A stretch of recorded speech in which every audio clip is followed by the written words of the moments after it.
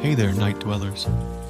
Join the Phantom Troupe for a serene escape into dreamland with enchanting sleep stories. Let the calming tales transport you to a world of peaceful slumber and restful nights.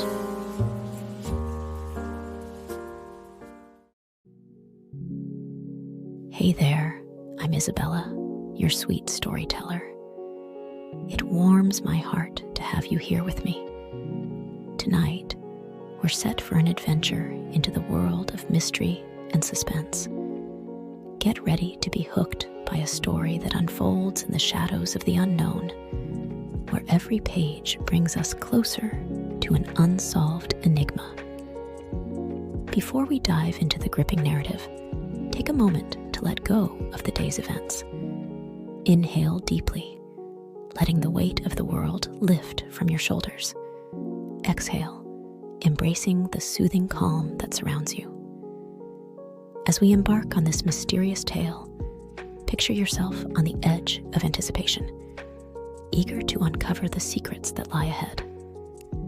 The story we're about to unfold draws inspiration from real-life enigmas, weaving a tapestry of intrigue that will keep you on the edge of your seat. Feel the tension in your muscles dissipate with each breath. With the day behind you and relaxation setting in, let the excitement of the unknown heighten your senses. Together, we'll navigate through the twists and turns of this suspenseful narrative. Now, as the world fades away and the mystery unfolds, allow the soothing rhythm of my voice to guide you into a tranquil state. Stay tuned as we step into the mysterious unknown, where every moment holds the promise of revelation. In the quiet streets of Liverpool in 1931, a tale of mystery and murder unfolded that would captivate the public's imagination for decades to come. Julia Wallace, a middle-aged woman with a quiet demeanor, found herself at the center of a tragic and perplexing story that would become known as the Widow of Liverpool case. It was a cold January evening when the events began to unfold. Julia lived with her husband, William Herbert Wallace, a mild-mannered insurance agent. The couple led a seemingly ordinary life, with no apparent enemies or conflicts to speak of. However, fate had other plans for them. One fateful day, William received a mysterious telephone message. The caller identified himself as R.M. Qualtrough and requested a meeting with William to discuss insurance matters. The meeting was to take place at an address in Liverpool. Intrigued but cautious, William set out to meet this potential client, leaving Julia at home. As he arrived at the designated location, William found himself standing in front of an empty property.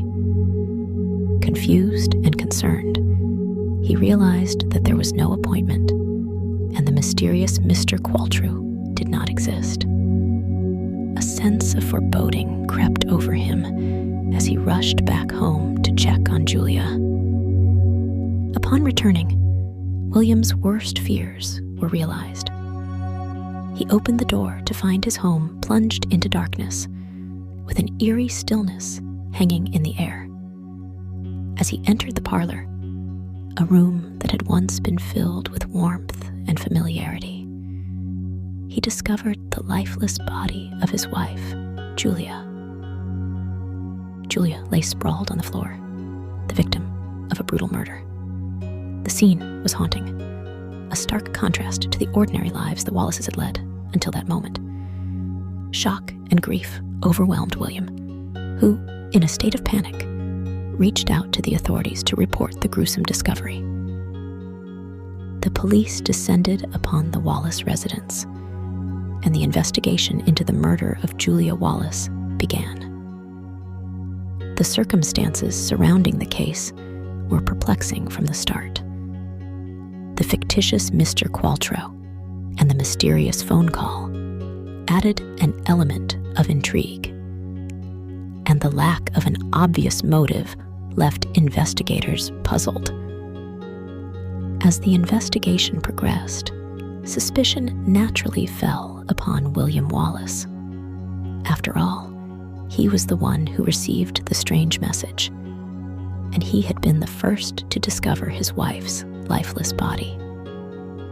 The police questioned him extensively, but Wallace maintained his innocence, vehemently denying any involvement in his wife's murder.